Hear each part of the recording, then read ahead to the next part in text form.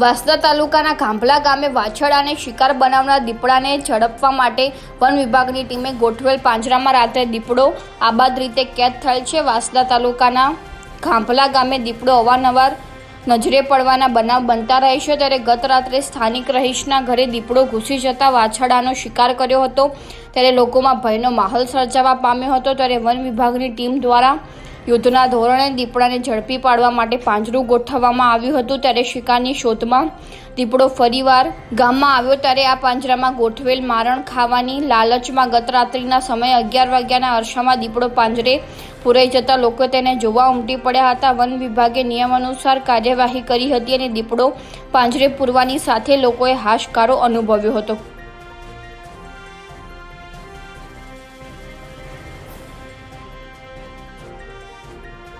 કેયુ Patel, CMGM news, Vansda.